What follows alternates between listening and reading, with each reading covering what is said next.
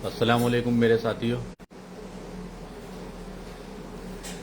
उम्मीद करता हूँ आप खैरियत से होंगे।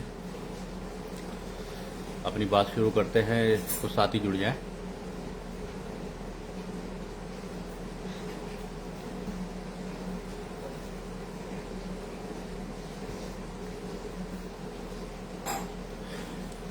चलिए, साथी जुड़ते रहेंगे, इंशाल्लाह बात शुरू करते हैं अपनी।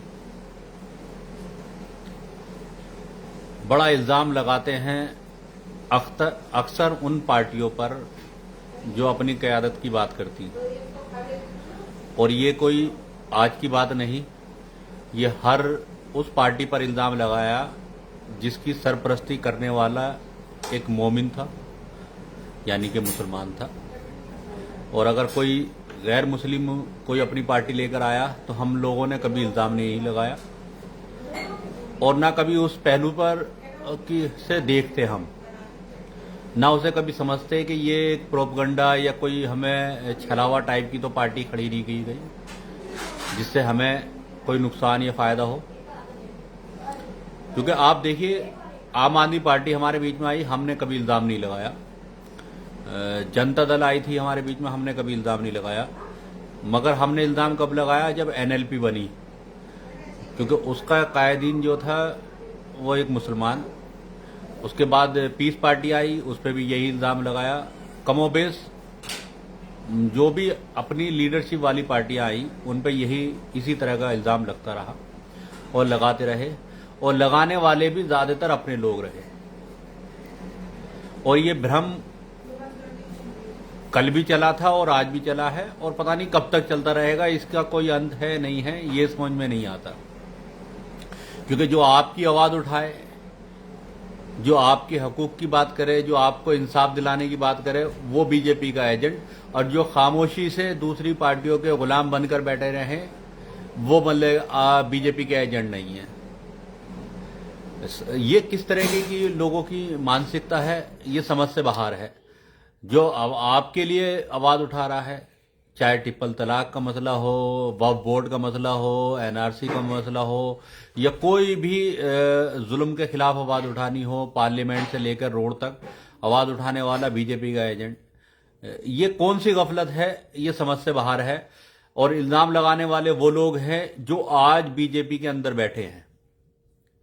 आप उठा के देख लीजिए, कांग्रेस जो सबसे बड़ी पार्टी हुआ करती थी, उसके आधे से ज्यादा लोग, मैं कह रहा हूं बल्कि 80% कांग्रेस में जो बैठे थे इख्तिदार में, वो आज बीजेपी के साथ खड़े हैं। और उनमें से काफी ऐसे लोग थे जो कि असदुद्दीन ओवैसी साहब को बीजेपी का एजेंट कहा करते थे, आज वो बीजेपी में बैठे हैं। ऐसी आम आदमी पार्टी में है कि जो मल्ले के बीजेपी का एजेंट कहते कहते कहते कहते वो बीजेपी में खुद चले गए, मगर एजेंट कहना बंद नहीं करा। तो ये लोग किसको गुमराह कर रहे थे, किससे अपने आप को बचाए? क्योंकि जब तक ये लोग इन पार्टियों में रहते हैं ना, चाहे वो आम आदमी पार्टी हो गई, कांग्रेस होगी, सपा होगी, बीएसपी होगी, जो सो कॉल्ड सेकुलर पार्टी अपने आप को बनती हैं, उन पार्टी में रहते हैं, तो इन्हें एक सेकुलर वोट चाहिए होता है। यानी कि सेकुलर वो जिसको भ्रम में बांधा हुआ है कि आप लोगों के ऊपर ही सारा बोझ है बीजेपी को हराने का, यानी कि वो है मुसलमान। उन्होंने ठेका ले रखा है बीजेपी को हराने का। वरना आप उठा के देखिए, दिल्ली अरविंद केजरीवाल गुजरात में जाके इलेक्शन लड़ते हैं, जबकि वहां दो ही पार्टी थी, कांग्रेस और बीजेपी। ये गुजरात में जाके इलेक्शन लड़ते हैं और वोटों को बांटते हैं, मगर इनके ऊपर इल्जाम नहीं लगता, जबकि इन्होंने कांग्रेस के काफी कैंडिडेट को हराया वहां और बीजेपी की सरकार बनाने में मदद की। उसके बाद आ जाइए आप हरियाणा के अंदर, हरियाणा में भी अरविंद केजरीवाल साहब लड़ते हैं, वहां कांग्रेस की और बीजेपी की आमने सामने की टक्कर थी, मगर ये बीजेपी को वहां फायदा पहुंचाते हैं, कांग्रेस के कैंडिडेटों को हराते हैं। यहां मतलब कि फिर भी वोट काटने के बाद भी उन पे इल्जाम नहीं है। अब आज दिल्ली में ये ले लो, दिल्ली में अगर कांग्रेस अपने कैंडिडेट ना खड़े करती तो आज आम आदमी पार्टी की सरकार होती। ठीक है, उसका आंकड़ा 40 या 42 के आसपास होता है, 45 होता, मगर उसकी सरकार होती। तो बीजेपी को लाने वाली कौन थी? वो कांग्रेस। मगर कांग्रेस, उस पे कांग्रेस पे इल्जाम नहीं लगा, इल्जाम लगेगा जो अपनी क़यादत वाली पार्टी है, जो नहीं कि आपके अपने मोमिन भाई की किसी की पार्टी होगी, उस पे इल्जाम लगेगा, क्योंकि वो बीजेपी की बी टीम है। आप ले लीजिए, उठा के देख लीजिए सारी चीजें। कांग्रेस का ले लीजिए, यहां से हमारी इस लोकसभा से पिछली बार इलेक्शन लड़ने वाले अरविंद सिंह लवली जी, जिसको कांग्रेस ने एक कैंडिडेट बनाया, उसको मतलब मुसलमानों ने वोट दिया, सबने वोट दिया, वो बीजेपी में चले गए, फिर वापस आए, फिर वापस चले गए बीजेपी में। तो उन पे इल्जाम नहीं है, इल्जाम किस पे है? अपने ऊपर। आप ले लीजिए अरविंद अरविंद सिंह, वो तरविंदर सिंह बारवा भोगल के, जो मतलब के 3 दफा के एमएलए रह चुके हैं, वो कांग्रेस में थे, वो आप बीजेपी में से जाके इलेक्शन लड़ते हैं, जीत जाते हैं। और एक लंबी लिस्ट है आपकी, करतार सिंह तावर हैं जो आप पार्टी में थे, कैलोज गहलोत है, एनडी शर्मा हैं जो आप पार्टी में थे, वो बीजेपी से टिकट लाए और इलेक्शन जीत गए। वो जब तक आप में थे वो सेकुलर थे, वो वोट नहीं बांट रहे थे, वो मतलब कुछ भी नहीं कर रहे थे, मतलब के बीजेपी में चले गए। तो बहरहाल ये ऐसे मसले हैं जिस पे हमको फिक्र करनी है, हमें सोचना है कि मेरे भाई, ये इन लोगों के लिए आप हो या बीजेपी हो या कोई अदर पार्टी हो, कोई फर्क नहीं पड़ता। फर्क किसे पड़ता है? आपको और हमें, क्योंकि बीजेपी को हराने का ठेका हम पर है। ये कहीं से भी लड़े, इन पे कोई इल्जामात नहीं, ये किसी भी पार्टी से लगे, इन पे कोई इल्जामात नहीं। असुद्दीन ओवैसी साहब ने अगर कोई नुमाइंदा खड़ा कर दिया तो उन पे इल्जाम कि वहां वोट काटने आगे वोट। अरे मेरे भाई, वोट काटने नहीं आए हैं, अपने वोट की नुमाइंदगी करने आए हैं, अपनी लीडरशिप खड़ी करने आए हैं। काशीराम जी ने मतलब कि अपनी लीडरशिप खड़ी करने के लिए एक पार्टी बनाई थी, जिसमें कि खाली दलितों के दम पे तो वो पार्टी नहीं बनी ना। जब तक उन्होंने अपने वोट को यूनाइट नहीं किया, जब तक अपने वोट को मुट्ठी में बंद नहीं किया, तब तक उनके साथ और जातियां भी नहीं जुड़ी। उस जब अब उन्होंने अपने वोट को इकट्ठा कर लिया, तो उनसे वही जो ब्राह्मण जाति के लोग थे, बड़ी जाति के लोग थे, जो दलितों के साथ बैठना क्या, उनसे मिलना भी पसंद नहीं करते, वही लोग उसी पार्टी से टिकट लेकर आए और जीत कर आए। मुसलमान तो सबके साथ खड़े हो जाते हैं, मुसलमान तो हमेशा का उन्होंने कभी फर्क नहीं करा, ना दलितों के साथ, ना ब्राह्मणों के साथ, ना किसी और जाति के साथ, छोटा बड़ा मुसलमानों ने तो किसी से भी, मुसलमानों ने भी उनका साथ दिया। तो मायावती इख्तिदार में आई। तो मेरे भाई, जो आप अपने वोट को यूनाइट कीजिए। कल को ये लोग गठबंधन में जब होंगे, इनका जो मजबूत वोट बैंक है ना, इन सेकुलर पार्टियों का खास तौर से, आम आदमी पार्टी जो आज गिरी है ना मुंह के तले, जो ज्यादातर मैक्सिमम वोट जो ट्रांसफर हुआ कांग्रेस की तरफ, जो कांग्रेस का कह रहे हैं कांग्रेस का वोट बैंक बढ़ गया। मेरे भाई, मुसलमानों ने आम आदमी पार्टी की तरफ 50% से ज्यादा अपना रुख चेंज किया, जो कांग्रेस की तरफ गया। और उसके बाद वो 2 जगह बंटने के बाद आम आदमी पार्टी की सरकार मुंह के बल गिर गई। अगर मुसलमान फिर भी आम आदमी पार्टी के साथ खड़ा रहता तो सत्ता में आ जाती, चाहे कोई किधर भी चला जाता। मगर मुसलमान 2 जगह बटा, और मुसलमान मैं कह रहा हूं 2 जगह, अगर यही अपनी क़यादत के पीछे खड़ा रहेगा, चाहे हारे जाए, एक ही दफा 5 साल तो नुकसान होगा। मैं कह रहा हूं एक ही दफा आपको झेलना पड़ेगा। अब तो आप पिछले 70-75 सालों से झेलते आ रहे हो। आपने एक दफा अपने वोट बैंक की ताकत दिखा दी, तो मैं समझ रहा हूं वो पार्टियां आपके साथ खड़ी हो जाएंगी जो कि अपना वजूद तलाश रही है। जैसे कि आप चंद्रशेखर की पार्टी हो गई, जो आज मायावती जी को ले लो, आज वो अपना वजूद तलाश रही है, क्योंकि वो पार्टी खत्म होने की कगार पे खड़ी है। अगर वो उन पार्टियों को ये लग गया कि मुस्लिम वोट यूनाइट हो गया, 18% मुसलमान यूनाइट हो गया और 18% दलित है, 36% बैठता है, बाकी जब लहर चलेगी तो और अपने आप लहर के साथ आ जाता है वोट बैंक, और ऑटोमेटिक आपका रिजल्ट आना शुरू हो जाएगा। और मैं जानता हूं, देखिए, आप सिर्फ सियासत में इस्तेमाल होने वाली कठपुतली बन गए हैं आज, वरना तो सही मायने में जिस दिन आपका वोट यूनाइट हो जाएगा, एक दूसरा समाज जो दलित समाज है, वो हमेशा ताकतवर के साथ खड़ा हुआ है। जिस दिन आपने अपने वोट को यूनाइट कर लिया, वो आपके साथ खड़ा होगा और आपके साथ मजबूती से खड़ा होगा, क्योंकि उसे हम जितना सताए हुए आप हैं उतना सताया हुआ वो भी है। उसके बाद मतलब कि जैन है, क्रिश्चियन समाज है, उसके बाद आपके बाद आ जाता है सिख समाज आ जाता है। ये सारे वो समाज है आपके साथ खड़े होने के लिए तैयार है, मगर उससे पहले वो आपकी तरफ देख रहे हैं कि क्या आप भी अपने के साथ खड़े हैं या नहीं खड़े हैं। क्योंकि हम अपने के साथ नहीं खड़े, हम अपने वोट की ताकत को नहीं जानते। हम ये सोचते हैं कि हम दूसरे के पीछे चलेंगे, ये हमारा भला कर देगा, हम इसके पीछे साथ खड़े रहेंगे तो ये हमारा भला कर देगा।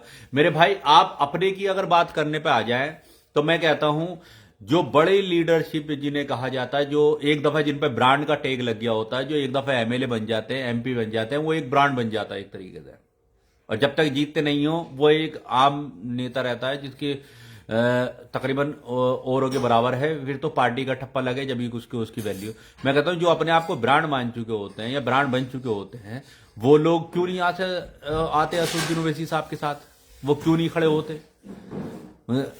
तो क्योंकि हम लोगों ने अपने वोट को यूनाइट नहीं करा। जिस दिन होते तो वो सबसे पहली कतार उन लोगों की लगी हुई होगी, क्योंकि वो लालच में उन पार्टी के साथ खड़े हैं और लालच में इस पार्टी के साथ भी खड़े हो जाएंगे।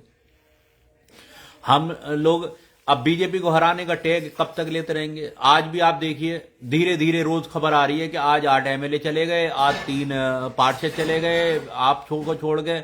और मैं तो समझ रहा हूं कि अगले 6 महीने में ऐसा ना हो आपका बिल्कुल ही बोरिया बिस्तर पैक हो चुका हो कि शायद दिल्ली से इस पार्टी को अगले साल भर में मतलब के डब्बा गोल हो जाए इसका।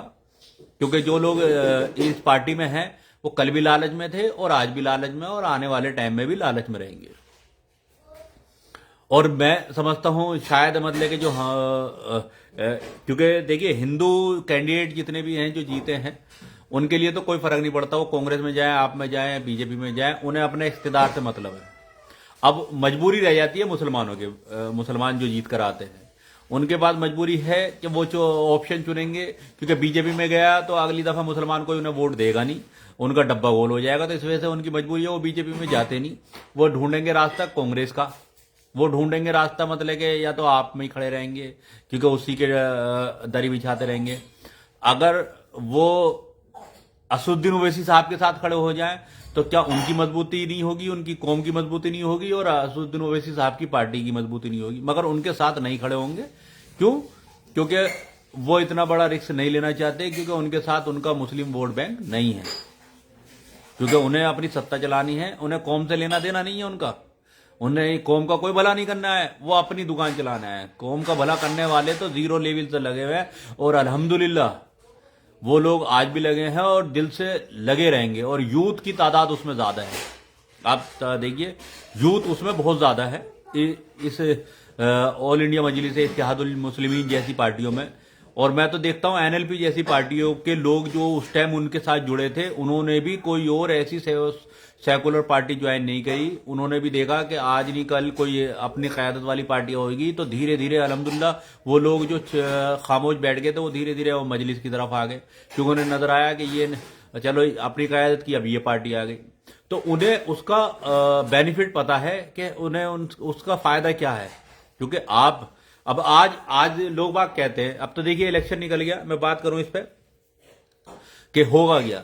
आप एक बार बताइए, आज हमारे मुसलमान जीते हैं दिल्ली से, कमोबेशी 4-5 आपके जीत के आए, ठीक है अल्हम्दुलिल्लाह सराखों पर। मगर आज भी आप देखिए वो विधानसभा में जब भी मौका पड़ेगा किसी मुस्लिम मसाइल में बोलते हुए नजर नहीं आ पाएंगे। क्यों? क्योंकि अगर बोले तो सेकुलर वोट के नाम पे जो मतलब कि जिसे भ्रम फैलाया जा रहा है कि वो आपके पीछे वोट है, वो आ जाएगा, वो हट जाएगा। अरे भाई आपके पीछे वोट है ही नहीं। तो कुल मिला के ये है कि उनकी वजह से वो लोग कभी आपकी आवाज ही नहीं उठाएंगे। आप जीत के आते हो, अपने वोट से जीत कर आते हो। आज अमानतुल्लाह साहब जीत कर आए तो अपने वोट की वजह से जीत कर आए। अब जीतते हुए कैंडिडेट के साथ कुछ तड़का डालने को जो लोग आ जाएं तो वो अहमियत नहीं रखता। अहमियत वो रखता है कि जीत में आपको मतलब कि किसने आपका साथ दिया है, जीत में आपको ताकत किसने दी। तो अब वो लोग इस बात को समझ नहीं पाते और हम भी खास तौर से इस बात को नहीं समझ पाते, क्योंकि वो लोग विधानसभा में बोल नहीं पाएंगे, आपकी आवाज बन नहीं पाएंगे। और फर्ज कीजिए यही 2 कैंडिडेट हैं ऑल इंडिया मजलिस इत्तेहादुल मुस्लिमीन के जीत कर आते और विधानसभा में बोलने का मौका मिलता तो इनकी मजबूरी होती हर हाल में, क्योंकि इन्हें अपनी लोगों ने इनको जिता के वहां से भेजा है, तो ये अपनी कौम की हर हाल में आवाज उठाते, हर जुल्म के खिलाफ आवाज उठाते, हर मुद्दे पे बोलते, बेबाकी से बोलते, और उन्हें कोई पीछे से रोकने वाला भी नहीं होता कि आप रुक जाओ वरना तो अगली दफा टिकट नहीं देंगे। तो वो एक बड़ी लीडरशिप की तरफ जाते हैं और वो बड़ा लीडरशिप नाम बनते हैं। आप देख लीजिए, मैं एग्जाम्पल दूंगा आपको हमारे कुंवर दानिश अली जी का। कुंवर दानिश अली जी ने जब जीते थे, जीतते एक बड़ी आवाज बनने की कोशिश करी थी, मगर उसके कुछ दिन बाद उनकी जुबान को खामोश कर दिया गया। कमोबेशी उन सो कॉल्ड सेकुलर पार्टी जिनसे वो जीत कर आए थे, उन्होंने जाहिर सी बात है पीछे से लगाम लगा दी होगी कि आप इतना ना बोले, तो धीरे, वरना तो काबिल शख्सियत है और उनके अंदर था भी। वो अलग बात है, उन्होंने मतलब कि पार्लियामेंट में जो उनके साथ वाकया हुआ, अब उन्हें खुल के उस पर क्या कहना था क्या नहीं कहना था, ये उनका दिल और दिमाग बेहतर जानता है। अगर मैं समझता हूँ ऑल इंडिया मजलिस इत्तेहादुल मुस्लिमीन जैसा लीडर होता वहां पे, तो किसी भी हाल में वो इस तरीके के घटिया शब्द नहीं सुन के आता, किसी भी हाल में नहीं सुनता, चाहे कुछ भी हो जाता। तो मेरे भाई, मैं तो ये कहता हूं, देखिए इल्जाम लगाने वालों पे खास तौर से आप लोग इल्जाम लगाएं, बड़ी अच्छी बात है। इल्जाम लगाते लगाते कहीं तसल्ली से सोचिएगा कि जाने अनजाने में आप गलती तो नहीं कर रहे, जाने अनजाने में आप अपने भाई को तो बदनाम नहीं कर रहे, जाने में अनजाने में आप अपनी लीडरशिप खड़ी ना होने की वजह तो नहीं बन रहे, जाने अनजाने में पिछले 75 सालों से जो इस्तेमाल होते आए हैं उस मुहिम को रोकने की जो कोशिश हो रही है उसका हिस्सा तो नहीं बन रहे। तो मेरे भाई, आप अगर नहीं समझ सकते उन बातों को तो आपको समझनी पड़ेंगी, आपको कहीं से शुरुआत करनी पड़ेगी और नफा नुकसान भी होगा। मैं कह रहा हूं आपको, ठीक है, लोग बाग बहुत से कहते हैं कि असदुद्दीन ओवैसी साहब की बात बोलने से बीजेपी को फायदा हो रहा है। मेरे भाई, आप खामोश रह के किसका फायदा कर लेंगे? आप पार्लियामेंट में बिल ना पाड़ते तो ये मतलब कि खामोश रह के अपना काम चला लेते ना, खामोश रह के भी तो आपका हल नहीं हो रहा ना कुछ। आप अगर असदुद्दीन ओवैसी साहब अपनी लीडरशिप नहीं खड़ी कर रहे, तो ऐसा तो है नहीं कि हमारे निजामुद्दीन पे ताला लगाने वालों के ऊपर कुछ एक्शन हो जाता, या मतलब कि दिल्ली में दंगा करने वालों के ऊपर कुछ हो जाता, मुजफ्फरनगर में दंगा करवाने वालों पे कुछ हो जाता। ये तो उन सेकुलर पार्टियों की सरकारों में हुआ है। उन सेकुलर पार्टियों ने मतलब कि अगर चाहते तो ये चीज रोकी जा सकती थी, मगर क्यों नहीं रोकी गई? मेरे भाई, कुल आपको इस गहराई को समझना है। आप मत दो साथ, हम आपसे हाथ जोड़ के इल्तिजा कर रहे हैं, आपको नहीं लग रहा, मत दो साथ, मगर कम से कम यार जाने अनजाने में ऐसे शख्स पर इल्जाम ना लगाओ। मेरे भाई, वो मैं 11 साल से इस पार्टी के अंदर हूं, 11 साल हो चुके मुझे। अगर मुझे कहीं से कहीं तक भी कोई ऐसा डाउट लगता कि बैरिस्टर साहब या बैरिस्टर साहब की पार्टी कोई डील करके बैठी हुई है, तो नाउज बिल्ला पल भर भी नहीं लगाता इस पार्टी को छोड़ने में। मगर आज भी मान ले कि मैं इस पार्टी में टिका हुआ हूं और मेरे जैसे चाहने वाले टिके हुए हैं और सही बुद्धिजीवी जैसे लोग जुड़े हुए हैं जो चाहते हैं अपनी क़यादत कहीं से शुरुआत हो और मजबूती से शुरुआत हो। तो उनके करे हुए काम में अगर साथ नहीं दे सकते तो कम से कम उस पर पानी ना फेरो, क्योंकि मेरे यार, आज नहीं कल इस दुनिया को सबने छोड़ना, मैंने भी छोड़ना और आपने भी छोड़ना, और जाने में अनजाने में आप गलत करके जाओगे तो अपनी नस्लों को भी शायद आपको मतलब के जवाब देना मुश्किल पड़ेगा। और ये कोई एक दिन की कहानी नहीं है। अपनी क़यादत खड़ी करने की कोशिश काफी वक्त से हो रही है, जो बार बार इन सो कॉल्ड सेकुलर पार्टियों ने इसको एक तरीके से खत्म करने की कोशिश करी है, किसी लीडरशिप को उठने ही नहीं दिया। असदुद्दीन ओवैसी साहब के बाद भी अगर कोई और पार्टी आएगी उस पर भी ये इल्जाम लगेंगे। भाई, शुरुआत करो, थोड़ा नफा भी होगा, थोड़ा नुकसान भी होगा, और अल्लाह वास्ते इस तरह के इल्जाम लगाने से बचो जब तक आप क्या मत ना। अरे यार, इतना बैरिस्टर साहब ने इतनी बड़ी बात कह डाली कि रोजा रसूल पे ले जाकर मुझसे कसम खिलवा लो और मैं कसम खाने को तैयार हूं। उन्होंने हर चीज कही। यार, कैसे मोमिन हो आप लोग, जो एक शख्स इतनी बड़ी बात कह रहा है और उस पर भी यकीन नहीं कर पा रहे। एक केजरीवाल पे यकीन कर रहे हो जो आरएसएस खड़ा करा हुआ एजेंट था। आप बल्ले के उस पर यकीन कर रहे हो जो आपके साथ नहीं खड़े हुए, उस पर यकीन कर रहे हो जो कभी आपके सुख दुख में आपके साथ नहीं देगा, मगर अपने पे यकीन करने को तैयार नहीं हो। अपना आदमी अपनी जेब से, तन मन धन से आपके लिए लगा हुआ कि अपनी क़यादत खड़ी हो जाए और आप इल्जाम लगा रहे हो। क्या दे दोगे आप असदुद्दीन ओवैसी साहब को दिल्ली में जिताने के बाद? क्या असदुद्दीन ओवैसी साहब दिल्ली के सीएम बन जाएंगे, पीएम बन जाएंगे, या खजाने का रुख उधर की तरफ मोड़ दोगे आप लोग? वो आपके लिए मेहनत कर रहे हैं मेरे भाई, आपके लिए भाग दौड़ कर रहे हैं। और अल्हम्दुलिल्लाह गड्ढा भरता जा रहा है। देखिए हमारे गड्ढे का पैमाना बड़ा है, आपका साथ देने की कोई जरूरत है। आप ओखला की देखिए, ओखला की सीट की हम बात करें, 2 जगह वोट पड़ने के बावजूद भी बीजेपी नहीं जी निकली, तो यहां तो बीजेपी नहीं निकल सकती। अब आप आ जाइए वहां पे मुस्तफाबाद वाली सीट की हम अगर बात करते हैं, मुस्तफाबाद वाली सीट पे ताहिर साहब और आदिल साहब ने 2 जगह वोट बांटे और बीजेपी जीत गई। अरे तो मेरे भाई ताहिर को आदिल को वोट देने की जरूरत ही क्या थी आपको? एक बाहरी कैंडिडेट, उसके ऊपर आप मतलब के सिर्फ इस वजह से यकीन कर रहे हो कि वो फलाना पार्टी से कैंडिडेट था।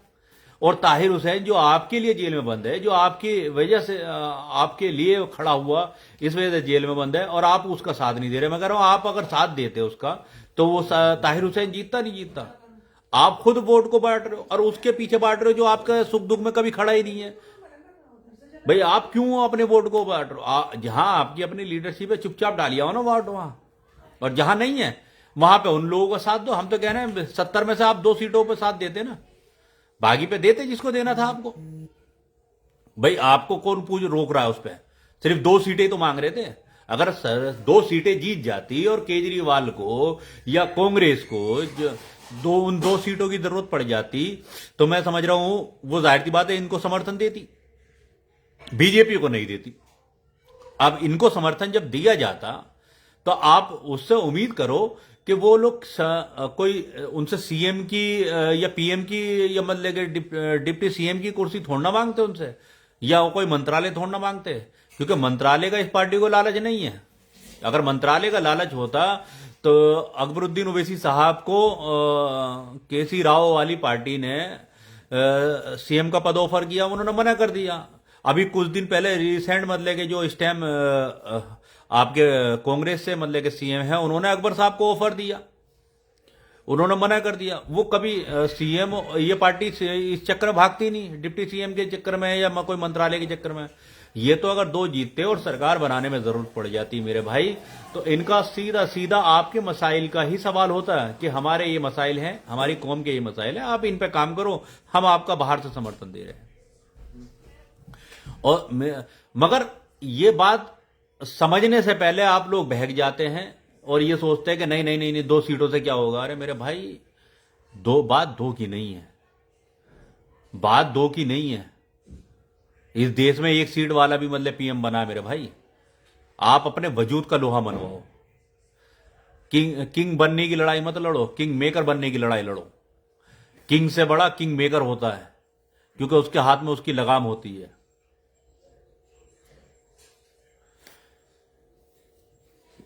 मेरे भाई आमिर भाई, माजरत के साथ आप मेरे भाई हैं, मैं आपका एक छोटा सा कमेंट पढ़ रहा हूं। मैं कहता हूं हम लोग अपने देखिए इस्लाम भी फैला तो इखलाक को हमारे जो आपकी तालीमात थी उनको देख के फैला। हमको अगर लोगों को अपने साथ लाना है तो मेरे भाई हमें अपनी बातचीत का तरीका थोड़ा सही रखना पड़ेगा, अपनी लैंग्वेज का तरीका थोड़ा सही रखना पड़ेगा। अब मैं मादरत के साथ कहूंगा, आप बड़े भी हो सकते हैं, मैं क्योंकि आपके चेहरा साफ नजर नहीं आ रहा, छोटे भी हो सकते हैं मेरे। मैं आपसे इल्तिजा करूंगा बराए मेहरबानी, हम लोग मोहब्बत के साथ लोगों के साथ अपने हाथ जोड़ें, क्योंकि इस्लाम भी मोहब्बत से फैला और ये पार्टी भी मोहब्बत से ही आगे बढ़ेगी। हम अगर किसी को एजेंट कहें या किसी के को जो आपने लैंग्वेज इस्तेमाल करी है वो लैंग्वेज से रह रहे हैं, तो मेरे भाई लोग जुड़ेंगे कम और हटेंगे ज्यादा, क्योंकि हमारे इखलाक ही हमारी पहचान बनने चाहिए। और मैं समझता हूं इखलाक को हम जिस दिन अपनी पहचान बना लेंगे तो अल्हम्दुलिल्लाह आपके साथ बहुत बड़ा पैमाना मुसलमानों का नहीं, गैर मुसलमानों का भी आपके साथ जुड़ेगा। तो मेरी इल्तिजा है बराए मेहरबानी सभी लोगों से जो गलत कमेंट करते हैं, खास तौर से उन लोगों से, कि आप मोहब्बत से जोड़िए, तर्क का जवाब तर्क से दीजिए, क्या दिक्कत है? अगर कोई एजेंट कह रहा है तो आप उससे कह दीजिए भाई साबित करके दिखाएं आप। अगर आप साबित नहीं कर सकते तो अगर मोमिन हैं तो अल्लाह वास्ते इस तरह के इल्जाम से बचें, क्योंकि इस पे कहीं ना कहीं आपके ऊपर अभी जाके जवाबदेही होगी। और इख्तिदार का मतलब ये नहीं है कि इख्तिदार आने के बाद जिम्मेदारी ज्यादा बढ़ जाती है। देखिए अब्दुल्ला भाई, राकेश टिकैत जो है ये तो खुद बीजेपी का खड़ा करा हुआ आदमी है, इसकी तो बात ही ना करें हम। ये तो अपॉर्चुनिस्ट आदमी है। और मैं समझता हूं किसान आंदोलन अगर बीच में अधूरा रहा, अगर कोई नतीजा नहीं निकला, तो उसका जिम्मेदार ये आदमी है। उन लोगों ने रात दिन हमारी काली करी और इसने सारा उसका प्रोटेस्ट का क्रेडिट खाने की कोशिश करी। तो ऐसे लोगों के लिए तो मैं समझता हूं घटिया शब्द भी इस्तेमाल किए जा सकते हैं, मगर ना ही ऐसे लोगों की बात करें, क्योंकि अपने किसान भाइयों का हक मार के मतलब इन्हें अपनी राजनीति चमकाने की कोशिश करी। तो ये एक फिजूल आदमी है। और फिजूल आदमी के चक्कर में नहीं पड़ते, क्योंकि इन लोगों को देखो, मैं फिर कह रहा हूं आप लोगों से, ये हो गए कुमार विश्वास हो गए या इस तरीके के जितने भी लीडर हैं, वो ये देखते हैं कि हमें फायदा कहां है, क्योंकि उनके लिए ना बीजेपी में फर्क है, ना आप में फर्क है, ना कांग्रेस में। उन्हें इख्तिदार में चाहिए, वो किसी भी कीमत पे मिल जाए। फर्क किस में है? हम में है, क्योंकि हमने ठेका ले रखा बीजेपी को हराने का, और बाकी सबको अपना इख्तिदार चाहिए। तो हम ठेकेदार बने हुए एक पार्टी को हराने के। जबकि मैं समझता हूं हमें सबसे बड़ा सवाल हमारा उससे होना चाहिए जिसको हमने वोट दिया, जिसे हमने अपने वोट का मालिक बनाया। हमारा सबसे ज्यादा उससे सवाल करने चाहिए, उसके ऊपर उससे क्या उसे आंख दिखानी चाहिए। मगर हम कर रहे हैं उल्टा। तो खैर बहरहाल, क्योंकि बीजेपी को भी जिताने वाले हम ही हैं। मैं ऑफिशियली बता रहा हूं, जीताने वाले भी हम ही हैं। उसकी सीधी सीधी यह है कि जिस दिन मुसलमान बीजेपी का नाम लेना, मुझे बीजेपी को इग्नोर करना शुरू कर देगा, उस दिन बीजेपी अपने आप डाउन होनी शुरू हो जाएगी। मगर जितना हम बीजेपी के खिलाफ रोड पर आते हैं, तो सामने वाले को जो लगता है, जो बीजेपी माइंड के लोग हैं, जो कट्टरवादी लोग हैं, वो ये सोचते हैं कि अच्छा मोदी जी ने सही इनकी गर्दन दबा रखी है, इनको सही कर रखी है, इसीलिए मैं मोदी जी को वोट दूंगा। तो मेरे भाई, हमारी वो सोचते हैं कि हम पे, मगर जाने अनजाने में नुकसान उन्हीं का हो रहा है। उसका नुकसान देखिए प्राइवेटेशन हुआ, कंपनियां प्राइवेट हुई, सरकारी कंपनियां बेची गई। तो एक बार बताइए, उसमें नुकसान आपका क्या हुआ? भाई मैं कह रहा हूं नुकसान उन्हीं लोगों का हुआ, क्योंकि जितनी भी सरकारी नौकरियों पे ज्यादातर लोग थे, उनमें परसेंटेज आपकी तो नहीं थी। उसमें तो सरकारी नौकरियों में ज्यादातर वो लोग बैठे हुए। अगर वो प्राइवेट हो गई तो सबसे बड़ा नुकसान किसका हुआ? उन्हीं लोगों का हुआ। हमारा क्या गया भाई? हम तो कल भी कुआं खोद के पानी पी रहे थे, वो आज भी पी रहे। और अल्हम्दुलिल्लाह, अल्लाह ताला हाथ पैर सही सलामत रखेंगे, इंशाल्लाह आगे ही पिएंगे। क्योंकि हमें किसी की खैरात तो चाहिए नहीं। जैसे केजरीवाल खैरात बांट रहा था, अब ले लो खैरात। भाई खैरात के दम पे तो हम बिकने वाले नहीं है ना। एक केजरीवाल जो आया, जिस टाइम आया था, उसने ऐसा दिखाने की कोशिश करी कि बिल्कुल एक सारे समाज को साथ लेके चलने की कोशिश करेगा। मगर करा क्या? एक तो बीजेपी के पैटर्न पे चला गया। आप अपने आप को बीजेपी से या मोदी से अपना बड़ा हिंदुत्व का चेहरा बनाने लगे, वो पॉसिबल ही नहीं था आपका।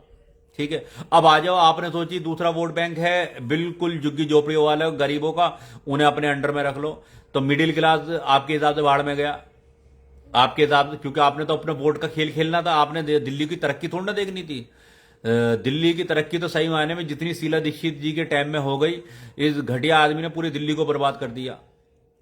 आज आपके मैन हाईवे रोड मतलब टूटे पड़े हैं, उनमें गड्ढे हैं। और जब इन 10-11 सालों में ये हालात रहे हैं, वरना दिल्ली कितनी तेजी से डेवलप हो रही थी, कितने उसमें प्रोग्रेस आ रहा था। अब मगर उसके बाद बिल्कुल स्लो हो गई। तो इस आदमी ने तो और बैक किया है दिल्ली को। इनने मिडिल क्लास का ना फिक्र करी ना बदले, जबकि सबसे ज्यादा मिडिल क्लास दिल्ली को राजधानी की तरह बनाना चाहिए। मगर बहरहाल ये आदमी क्या करेगा? इसकी तो राजनीति खत्म हो गई। इसकी राजनीति तो इतनी बची है कि मुझे तो ये लगता है बड़ी बात से तौबा कि शायद 1 साल भी इस पार्टी को टिक पाना बड़ा मुश्किल पड़ेगा। क्योंकि सब अपनी अपनी रास्ते तलाशने लगे हैं कि कैसे कहां से रास्ते मिले हमें, हम क्या करें। और वो शुरुआत हो भी गई है। आप देख रहे हैं आज भी 3 पार्षद भागे हैं, वो बीजेपी ज्वाइन करी है उन्होंने। तो बहरहाल मेरा अपने भाइयों से सवाल है कि आप इख्तिदार में आने के लिए कोशिश करिए, अपनी क़यादत की पार्टी को, अपनी लीडरशिप को, क्योंकि आप दूसरे के पीछे खड़े होंगे, दूसरे को मजबूत करेंगे, अपने आप को मजबूत करेंगे अपने लीडर के पीछे। अगर आपके इख्तलाफ हो सकते हैं असदुद्दीन ओवैसी साहब से, तो आप दूसरी कोई और पार्टी ले आइए, दूसरी किसी पार्टी को खड़ा कीजिए। मगर मैं समझता हूं बैरिस्टर असदुद्दीन ओवैसी साहब के अंदर कोई जर्रा भर भी भाई हमें तो शक शुबा है नहीं। आप अपने शक शुबे को तसल्ली से निकालिए, सर्च कीजिए उनके बारे में, उनकी हिस्ट्री को जानिए। थोड़ा वक्त लगेगा, आजकल नेट का जमाना है, गूगल का जमाना है, गूगल करिए, उनके बारे में जानिए। और मैं समझता हूं जिस दिन आप उनके पीछे थोड़ी बहुत स्टडी कर लेंगे तो आपका नजरिया चेंज हो जाएगा। देखिए, वालेकुम अस्सलाम शाहिद भाई, जिमी जी, मेरे काफ़ी भाई मेरे साथ जुड़े हुए हैं। तो मैं मादरत के साथ कहूँगा कि मैं सबके सवालों के जवाब नहीं दे पा रहा हूँ। बाकी कोशिश कर रहा हूँ, क्योंकि जब तक मैं देखता हूँ वो आगे निकल जाता है। तो मेरे भाई का एक का सवाल है,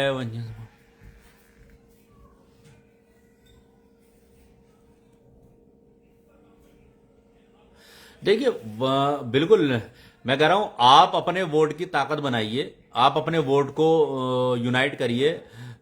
जितनी भी ये बहुजन समाज पार्टी हैं, मैं समझता हूं वो खुद आपके साथ खड़े होंगे। आप देखिए हमारे साथ प्रकाश अंबेडकर साहब का हमसे गठबंधन था महाराष्ट्र में। वो गठबंधन सिर्फ इस बुनियाद पे टूटा कि वहां से इम्तियाज साहब जीत कर आ गए थे और उनका कोई भी दलित नेता नहीं जीत पाया था, उनकी पार्टी का और कोई लीडर नहीं जीता था, जबकि हम एक पार्टी पे लड़ रहे थे, उन्होंने अपने सारी पार्टियों पे कैंडिडेट खड़े थे। हमारा गठबंधन सिर्फ एक, हमने एक सीट ली थी और हम एक जीत गए थे। उन्हें ये लगा कि मुसलमानों ने मेरा साथ नहीं दिया मगर दलितों ने साथ दिया। मेरे भाई, सामने वाले को भी आपको यही एहसास कराना है कि हम भी आपके साथ हैं। आप गठबंधन आपके साथ अगर कोई कर रहा है मजबूती से, तो आप ये रियलाइज करा दीजिए उसे कि हम मुसलमान आपके साथ खड़े हैं। और फिर उसके बाद देखिए कितनी लाइन लगती है। लाइन लगेगी तभी जबकि आप दिल से चाहेंगे कि अपनी क़यादत खड़ी करनी है, वरना तो आपने 70-75 साल और लगा दिए हैं, और 70-75 साल लगा दीजिए। आप जहां खड़े हैं उससे डाउन तो जा सकते हैं, ऊपर नहीं जाएंगे। और ऊपर जाने के लिए आपको लीडरशिप की जरूरत है, अधूरी लीडरशिप नहीं जो पीछे दूसरे के पीछे खड़े हों। लीडरशिप की मतलब है लीडरशिप। आप नमाज भी अपने इमाम के पीछे ही पढ़ेंगे ना, किसी गैर ईमान वाले के पीछे तो नमाज नहीं पढ़ेंगे ना। नहीं, हसन भाई, अमानत भाई बीजेपी ज्वाइन तो नहीं करेंगे। उसकी वजह यह है कि जब अगले इलेक्शन में आप आओगे ना, तो जो बीजेपी से जो लोग जुड़ जाएंगे यहां से, उनको एक वोट भी नहीं मिलेगा, तो उनका पॉलिटिकल करियर उसी टाइम खत्म हो जाएगा। हो सकता है 5 साल में वो कुछ फायदा उठा लें तो बात अलग है, मगर आगे की सियासत उनकी खत्म हो जाएगी। इस वजह से ऐसी गलती तो वो नहीं करेंगे। तो ये तो खैर कहना बेकार है। और मैं पर्टिकुलर, देखिए अमानत भाई बड़े भाई हैं हमारे इलाके के नुमाइंदे भी हैं। मैं उनसे खास तौर से कहूंगा, उनका कोई चाहने वाला हो, इस बात को मैं क्लियर कर दूं कि बहुत से लोगों ने कहा कि तुम्हारे माजिद भाई ने उनके खिलाफ इस तरीके की बातें बोली, उस तरह की बात बोली। तो मेरे भाई देखिए, दिल्ली है, उनके बैरिस्टर साहब को कितनी गलत लैंग्वेज से बातें बोली गई, जिसके ऊपर एफआईआर भी हुई। मैं आपको बता दूं, माजिद भाई ने जो कहा, क्योंकि माजिद भाई असद साहब से कितना लगाव रखते हैं, शायद मैं उसका 10% भी ना रखता हूं। वो जान देने के लिए तैयार है बैरिस्टर साहब के लिए, और वही नहीं, हैदराबाद के ऐसे अनगिनत लोग हैं जो उनके लिए जान देने के लिए तैयार है। तो बैरिस्टर साहब के खिलाफ अमानतुल्लाह साहब ने गलत लैंग्वेज में बात करनी शुरू करी थी, जिसमें कि वो 23 को भी आएगा, 25 को भी आएगा, 27 को भी आएगा, और क्या करेगा, और ये करेगा, वो करेगा, मतलब इतना अनशड उन्होंने मतलब बोलने की कोशिश करी। तो जाहिर सी बात है उसका तो जवाब देना ही था, उन्होंने वो जवाब दिया। और उन्होंने कोई गाली का लहजा इस्तेमाल नहीं करा। उन्होंने कहा कि मैं ऐसे को मतलब कि अपने पैर की जूती पे रखता हूं, तो इसे गाली नहीं कहा जा सकता है। और खास तौर से ये सियासत में मतलब ठीक है, उधर से कुछ कहा गया, इधर से कुछ कहा गया, मर्यादा में रह के कहा गया। मगर आम आदमी पार्टी के लोगों ने क्या करा, अपनी मर्यादा तोड़ी और मर्यादा यहां तक के तोड़ी कि गालियां बकनी शुरू करी बैरिस्टर साहब के। अगर मैं समझता हूं कि क्योंकि माजिद भाई का मैंने कहा कि मैं शायद 10% भी उनका मुकाबला नहीं कर सकता, क्योंकि अगर यही हरकत उन्होंने करी होती तो शायद माजिद भाई वहां पे मत लेके उनके हाथ पैर ना तोड़ देते। तो मेरे भाई वहां हैदराबाद के लोग असद साहब की शान में एक लफ्ज भी नहीं सुनते क्योंकि वो उनके लिए रात दिन खड़े हुए हैं, एक पैर पर खड़े हुए हैं। वो मोहब्बत है उनकी। मैं कह रहा हूं अमानत साहब के पीछे ऐसे 50 लोग, तो हम 50 लोग क्या 5 लोग ही गिनती कर दें अमानत साहब के लिए जो जान देने को तैयार हो। इलेक्शन लड़ाना अलग है, जान देना अलग है, मगर उनके पीछे ऐसे लोग खड़े हैं जी। मेरे भाई नहीं, खैर देखिए अबरार भाई, मीम को बिहार में टोटल सीट लड़नी चाहिए तो वो पार्टी का अपना फैसला होगा कि कितनी सीटें लड़ेगी। बहुत से लोग कहते हैं कि हमें सारी सीटें लड़नी चाहिए, अब जो होगा वो देखा जाएगा। अभी कौन सा बीजेपी को रोक लिया है, अभी कौन सा। देखिए पार्टी भी सोच समझ के फैसला लेती है। हम नहीं चाहते कि हमारी वजह से कोई नुकसान हो, मगर हम लड़ाई ना, ये पॉसिबल नहीं, क्योंकि हम कोई एनजीओ नहीं है, हम एक सियासी पार्टी है और लड़ना हमारा हक है। और जहां हमें लगता है जहां हम सीट जीत सकते हैं हम वहीं लड़ते हैं, और मजबूती से लड़ते हैं। और अल्हम्दुलिल्लाह जिस तरीके से बैरिस्टर साहब ने दिल्ली में पूरी जान लगाई अपनी, जितने उन्होंने रोड शो जितनी करी, जीतने के लिए करी, ना कि किसी को हराने के लिए। अब अल्लाह की मर्जी या अवाम का अपना फैसला, जो उनकी बात समझ में नहीं आई तो इंशाल्लाह आज नहीं आएगी, कल समझ में आएगी। मगर जितना लेट से जागेंगे हम लोग उतना ही नुकसान ज्यादा होगा, और जितना जल्दी जाग जाएंगे उतना ही फायदा से ज्यादा होगा। तो मैं बेहतर तो यह है कि हम लोग अपने वोट इस बात को जल्दी समझ जाएं कि 2 पे लड़ रहे हैं, 2 पे साथ दें। अब बिहार में अगर 10 सीटों पे कैंडिडेट उतरे हैं तो मैं बिहार के लोगों से कहूंगा आप सारी सीटों पे दो ना, जिसको देना आपको। आरजेडी को दो, जेडीयू को दो, कांग्रेस को दो। मगर अगर वहां पे 10 सीटों पे भी लड़ते हैं, 20 सीटों पे लड़े हैं, तो सिर्फ उन्हीं सीटों पे को आप एक तरफा जिता दो। एक आपने अल्हम्दुलिल्लाह पिछली बार अच्छा करा, और इंशाल्लाह मुझे उम्मीद भी है इस बार उससे अच्छा होगा। और उन लोगों को खासतौर से जवाब मिलेगा जो लोग छोड़ के भागे हैं, क्योंकि अगर इख्तिदार में उनकी जरूरत हो जाती तो शायद वो भी छोड़ के ना भागते, क्योंकि वो एक मजबूत दल के साथ खड़े हुए होते। अब वो ठीक है, ये गुर्बत वाली कौम है, उन्हें लालच दिखा होगा मगर मिला कुछ नहीं। मगर अगर वो कौम के लिए हमदर्दी रखते, कौम के लिए सोचते कि नहीं यार सियासत गई भाड़ में, पहले मेरी कौम है, मैं यहाँ पे रह के कौम की आवाज तो उठा रहा हूँ, यहाँ से कौम की बात तो कर पा रहा हूँ, अगर इस बात को सोचते तो शायद वो भागते भी ना। मगर इस बार आवाम पूरी तरीके से तैयार बैठी है उनको उनकी औकात दिखाने के लिए। तो बहरहाल देखिए, बीजेपी में कोई भागेगा, कोई आप में भागेगा, इनके लिए कोई मायने नहीं है।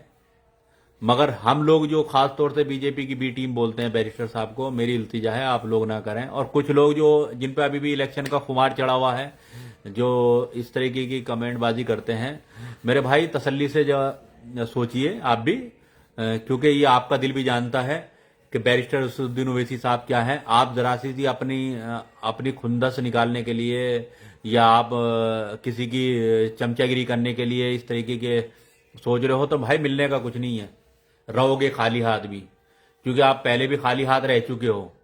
आपको पहले भी मतलब के इस्तेमाल करके छोड़ा जा चुका है, फिर दोबारा इस्तेमाल होने के लिए आप सोच रहे हो कि आपकी वाहवाही हो रही है, सिवाय आपकी गुमराही हो रही है और कुछ आपके हाथ नहीं आ रहा। भाई अजीम भाई एक प्लेटफॉर्म पे नहीं है, मगर कोशिश करना हमारा काम है। आज नहीं आएंगे और 100% तो नहीं आएंगे, ये हम भी जानते हैं। क्यों, बहरहाल जितने आएंगे अल्हम्दुलिल्लाह, जब तक आएंगे अल्हम्दुलिल्लाह, जल्दी आ जाएंगे तो सुभान अल्लाह। मगर हम मजबूती से खड़े रहेंगे, इंशाल्लाह डटे रहेंगे। अल्लाह आज नहीं कल कामयाबी भी देगा, और इस पार्टी को भी देगा, बैरिस्टर असदुद्दीन ओवैसी साहब को भी देगा, और अपनी क़यादत को भी देगा। अल्लाह ने चाहा तो हम लोग इख्तिदार में एक मजबूत पत्थर बन के जरूर आएंगे। और मैं फिर चलते चलते कहूंगा, हमें सीएम और पीएम की लड़ाई के लिए नहीं, हमें किंग मेकर की लड़ाई के लिए तैयार करना अपने आप को। इसी के साथ आप लोगों से विदा लेता हूं, इंशाल्लाह फिर आपसे मुखातिब हो रहूंगा। उम्मीद करता हूं आप अपनी दुआओं से मुझे नवाजेंगे, और अपने छोटे भाई से अगर कुछ गलती हो गई है उसे दरकिनार करके